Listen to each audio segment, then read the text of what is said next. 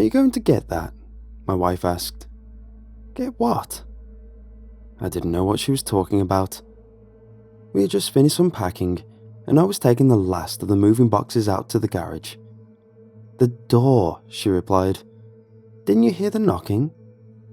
I'll get it, my daughter Stephanie called out, running through the kitchen on her way to the front door.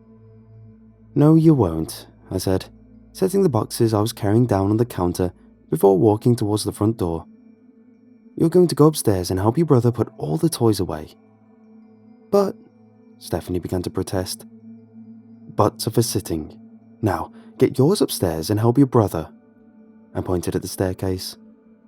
Fine, she pouted, stomping her way up the steps. When I opened the door, the elderly woman waiting on the porch smiled at me. Hi, Mr. Malone. I'm Betty Clark, President of the Homeowners Association. Hi, Mrs. Clark. How can I help you? I wanted to welcome you to Holiday Acres and see if you had any questions about the association's rules and regulations.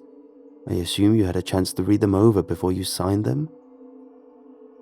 I hadn't read over the rules and regulations before I signed it. I assumed it was similar to the last place we lived and signed it without bothering to read it. No questions, I said. It wasn't much different from any other HOA agreement I've signed, I lied.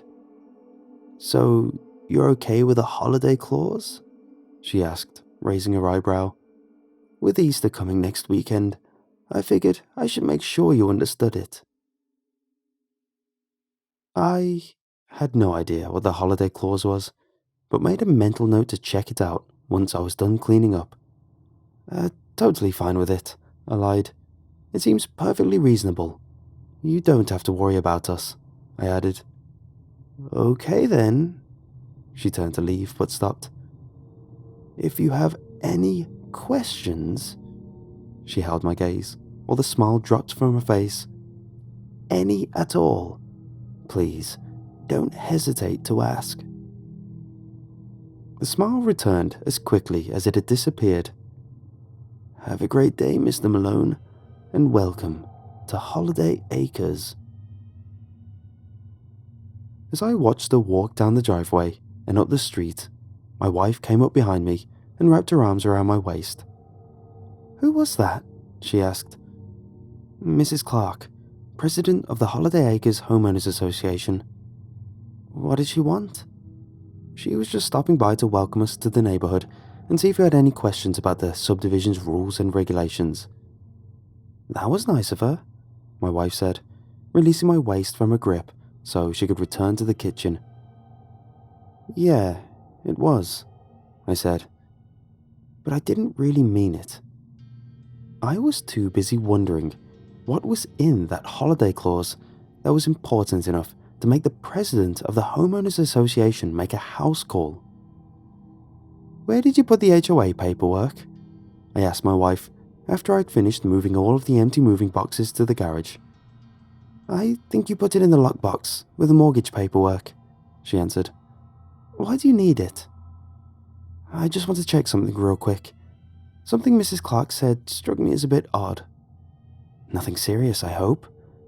My wife stopped putting away the dishes so she could look at me and read my face. I'm sure it's nothing, I said, waving off a concern as I left the kitchen to go find the paperwork. The holiday clause was presented in the last section of the rules and regulations, right before the penalties for non-compliance. I was expecting the clause to cover what was and wasn't acceptable in regards to holiday decoration, but it was much stranger than that. This is what it said. Holidays at Holiday Acres. All homeowners must take part in the holidays listed below. Homeowners may celebrate the listed holiday as they see fit, but they must also celebrate by participating in the listed holiday activity. Every activity must be completed by 5 a.m. EST of the day the holiday is observed. Each holiday must be celebrated on the nationally recognized date of observance. Easter. Each household must place a dozen coloured eggs in a wicker basket and leave the basket on the front porch of the home. Halloween. Each household must carve a traditional jack-o'-lantern and leave it on the front porch of the home. Christmas. Each household must leave the wrapped gift on the front porch of the home. The gift must contain one personal item from each individual living in the home. Failure to comply with these regulations or to interfere with a holiday activity of any other homeowner may result in loss of property or personal injury. The Holiday Acres Homeowners Association cannot be held liable for any damages or injuries incurred as a result of non-compliance. "What the crap?" I said, louder than I intended. "Mom, Daddy said a bad word." My son Cole happened to be walking by the bedroom door and heard me. "Are you done putting your toys away, Tattletale?" I asked him. He stuck his tongue out at me and continued on his way down the hall. "You little turd," I said. "Mom, Daddy said a bad word again," I heard him say as he walked down the stairs. "Problem?" my wife asked, walking into the bedroom. "Besides my son being a smartass and a tattletale?" "That shouldn't be a surprise considering he is your son," she smiled. "Ha ha," I said, without a trace of humour. "What's got you so annoyed that you're resorting to cursing and picking on Cole?" my wife asked as she sat down on the end of the bed. "What do you make of this?" I handed her the page containing the holiday clause. "Is this for real?" She handed the page back to me. "Apparently," I replied, putting the page back in place as I got up to return the paperwork to the lockbox in the closet. "I guess we shouldn't be surprised, considering the name of the subdivision is Holiday Acres. Obviously, they take their holidays very seriously. Seems pretty harmless to me," my wife said. "Did you not read the last part about loss of property or personal injury?" I scoffed. "I doubt they do anything that serious to anyone that didn't participate in their holiday traditions. That part is probably just there to scare you into doing it. What's got me curious is why those holidays? What about the rest of them?" I was wondering about that myself. We didn't discuss the holiday clause any further that day. There was still too much stuff to be done around the house, having just moved in. By the end of the week, I had mostly forgotten about the holiday clause. "Did you get the eggs and the dye?" my wife asked when I returned home from the store. "What?" I asked, momentarily confused as I dropped my keys on the counter next to the shopping bags. Then I remembered. Damn it, I forgot. My wife grabbed the keys and placed them in my hand. "Hurry back," she said, kissing me on the cheek as she walked by. As I opened the front door and began to step out, I almost collided with someone. His fist was raised to knock on the door. We both jumped when we saw each other, managing to narrowly avoid a collision. "Sorry," the stranger apologized. "I'm Michael. I live next door." He extended his free hand to me. Dangling from the fingers of his other hand was a basket. "Darren," I introduced myself, shaking the offered hand. "I didn't mean to startle you. Mrs. Clark asked me to drop this off for you." He held the basket out to me. "She wanted to make sure you had everything you needed for your first holiday with us." Thanks," I said, reaching out to take the basket. "It has everything you need. Eggs, dye, and the basket." "Can I ask you something?" "Sure," Michael answered warily. "What's the deal with that holiday clause?" "What do you mean?" Michael looked over his shoulder at the neighbouring houses. He seemed nervous. "It all seems a bit odd, don't you think? Especially the penalties for non-compliance. What do they mean by loss of property or personal injury?" "I'm not really one to talk about HOA matters. You should probably ask Mrs. Clark. Have you ever skipped one of the holiday activities?" I set the basket on the floor inside the house and stepped out onto the porch so that I could shut the door. I didn't want my wife or kids eavesdropping on us. No, he blurted out. Never, he added, lowering his voice. That's only happened once since I moved here. Who was it? I asked, looking out at all of the houses that line the street. Maybe I can talk to them about it. You can't, Michael said. Why not? Because you're living in their house, Michael whispered. What happened to them? I whispered back. Michael's anxiety seemed to be contagious. All I know is that they didn't put their gift out for Christmas. No one has seen or heard from the family since. A couple of us went to check on them when it happened, but the house was completely empty, like it had never been lived in. That sounds ridiculous. It is what it is, he shrugged. Look, I've already told you too much. If you're smart, you'll follow the rules. It was nice meeting you, Darren. Welcome to the neighborhood. He sounded anything but welcoming. You okay? My wife asked later that night as I sat watching her and the kids color the eggs Michael had dropped off. Just tired, I guess. I didn't bother to tell her what Michael had said about the previous owners of the house. I didn't want to worry her unnecessarily. Plus, I wasn't sure if I believed it myself. All she knew was that he had dropped off the basket as a housewarming gift.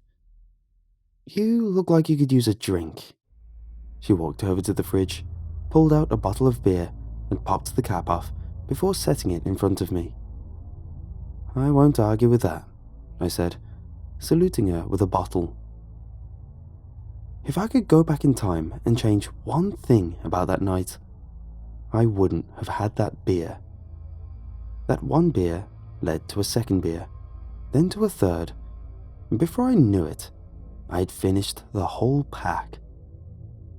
Somewhere around beer number 3, Cole and Stephanie showed me the eggs they had created before heading off to bed. That particular memory is fuzzy. No matter how hard I try, I can't remember what color their eggs were. After she took the kids into bed, my wife came back downstairs and got the kids' Easter baskets ready for the morning. She then placed the leftover grass, those annoying little slivers of plastic, into the basket Michael had given us before placing the colored eggs inside. When she was done, she placed the basket in front of me. Do you want to put it outside or should I? She asked. I'll do it, I said, getting up from the chair. I have to go to the toilet first. I'm going to bed. If you're not up in 5 minutes, I'm turning the lights out. She ran her hand along my back as she walked by me on her way to the stairs. I wasn't drunk, but I did drink enough to make me a little uneasy on my feet. On my way to the bathroom, I hit my shoulder on the doorframe, then stopped and stared at the wood molding as if it had attacked me. When I left the bathroom, I stepped away from the frame to avoid hitting it again, but that just made me bump into the door, causing it to slam against the wall. Stupid HOA rules, I muttered to myself as I lifted the basket of eggs off the counter and carried it to the front door. When I stepped outside, I looked across the street at some of the other houses. All of them had already had their baskets sitting on their porch. This is stupid, I said, setting the basket down on the ground. At least I thought I was setting it on the ground. Because I was slightly inebriated, my depth perception was a bit off. When I released the handle of the basket, it fell about a foot. The basket tipped over, spilling the eggs, sending them rolling towards the street. It took me a moment to process what was happening before I started running after them. I was able to retrieve all of them but one, which I chased down the driveway and into the gutter where it disappeared down the storm drain. 11 is going to have to be good enough. There were 12. I'm sure they'd understand once I tell them what happened. I was trying to convince myself everything would be okay. I would have replaced the egg with a new one, but we didn't have any more eggs in the house. I briefly considered stealing one from the neighbor's basket, but then I remembered what it said in the holiday clause about interfering with another homeowner's holiday activity. I decided to put it behind me and deal with it in the morning.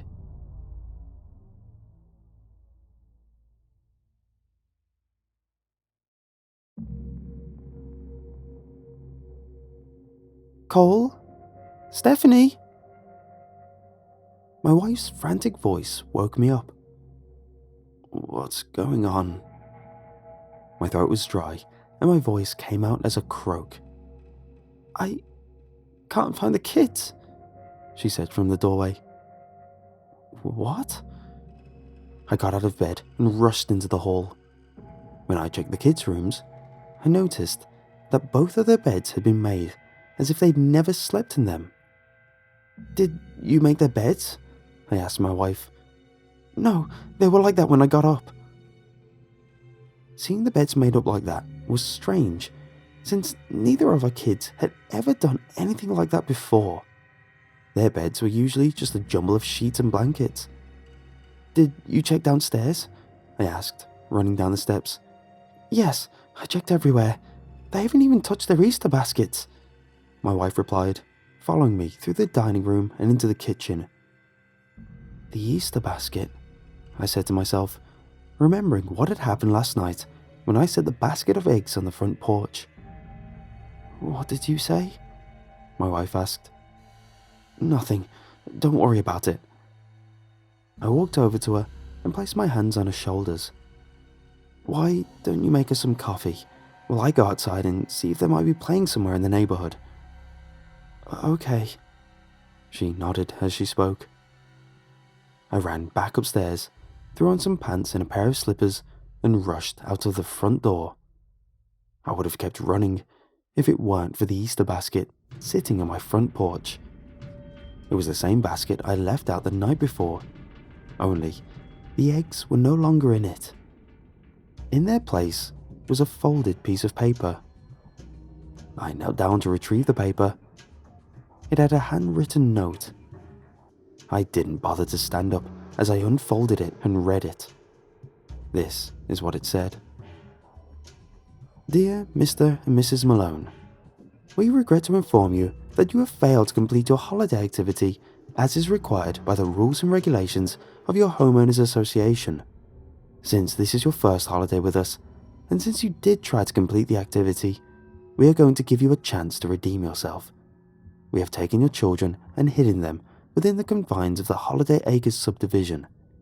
To redeem yourself, all you have to do is find them before the day is over. Good luck.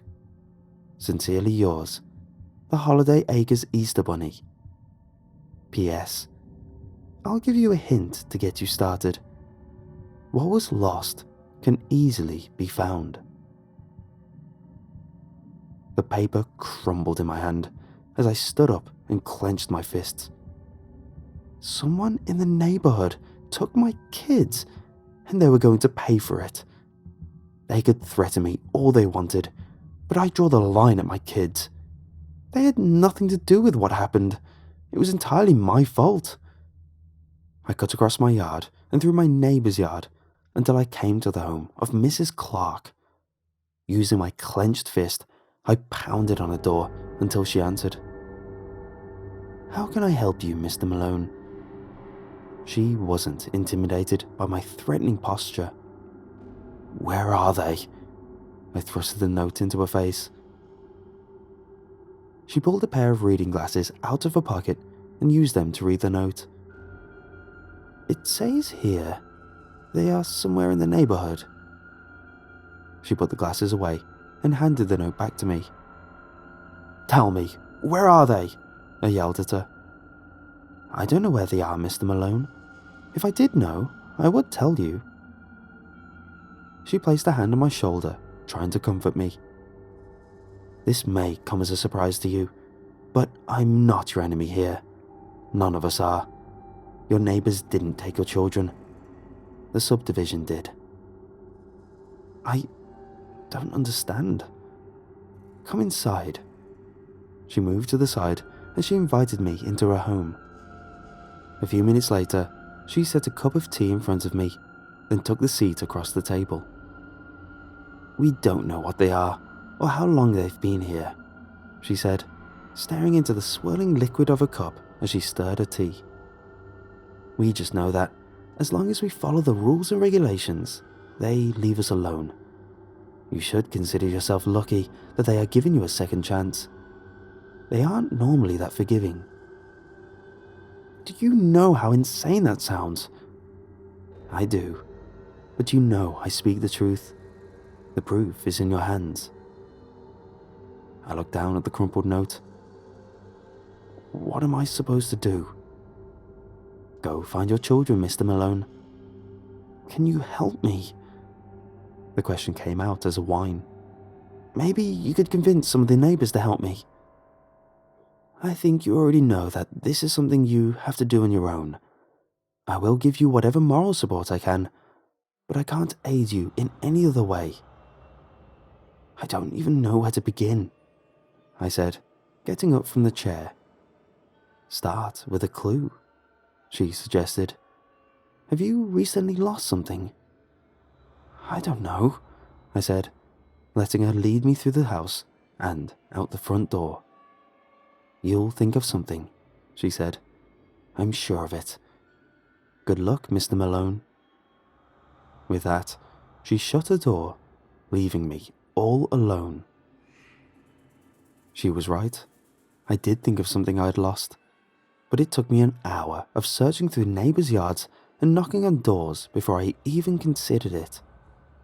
The answer was the egg, the one that had rolled into the storm drain. That is the only thing I had lost, besides my children. If you wanted to get technical, it wasn't really lost. It was just out of sight. If I had crawled down into the drain, I would have easily found it.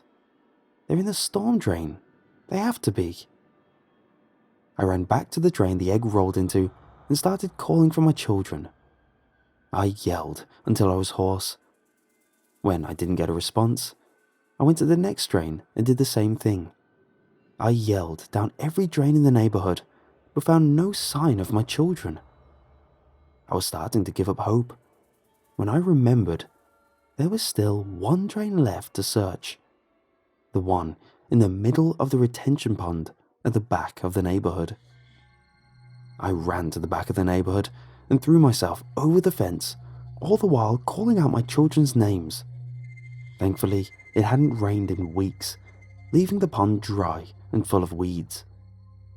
Dad! It sounded like my son's voice, but it was harder to hear over the thumping of my heart. It could have just been wishful thinking. Dad, over here! That wasn't my imagination. That was my kids. I climbed up to the top of the concrete structure and was able to see them through the narrow slit where the water is allowed to drain once the pond reaches a certain level. Hold on, I'm going to get you out of there. I tried to pry the manhole cover off of the top with my fingers, but I couldn't get any leverage. Damn it, I yelled, pounding my fist in the rusty iron circle. I didn't want to leave them now that I'd found them. Try this, I heard someone below me say. I looked over the edge of the structure to see Michael holding out a crowbar. I thought you weren't supposed to help me, I said, reaching down to grab the crowbar. I wasn't allowed to help you find them, he answered, but they didn't say I couldn't help you get them once you had found them. Thank you, I said, fighting back tears. We shared a silent moment before he waved me off. Go get your children, he said. If you need me, I'll be in my backyard. He jerked his thumb over his shoulder. I pried the manhole cover free and flung it to the ground. Then I used the metal rungs embedded into the concrete structure to descend into the drain and get my children. Before I could step off of the ladder, my daughter threw her arms around my waist and began sobbing uncontrollably. It's okay, I've got you, I said to her, hugging her as tightly as I could. What happened? I turned and asked my son. I wasn't going to get anything out of my daughter until she was able to calm down. The Easter Bunny said you made a mistake, and that in order to fix it, we had to play a game of hide and seek, he said. I could tell he was doing his best to hold back his tears. What did the Easter Bunny look like? He looked like one of those people who wear those costumes, but I don't think he was wearing a costume. What makes you think that? I tried to pull his mask off, but I couldn't. Then he started laughing at me, and the way his face moved, it had to be real. The last few words came out between sobs. Come here. I motioned for my son to come over to me. He took a couple steps towards me, keeping his hand behind his back. When he was a few steps away, he stopped. He said, I have to give this back to you. He pulled his hands out and placed them in front of him, palms up, to show me the cracked and dirty egg he was holding. Put that down, son. I can't. He shook his head. You have to take it. He said if he doesn't see this egg in his Easter basket next year, there will be no seeking, only hiding.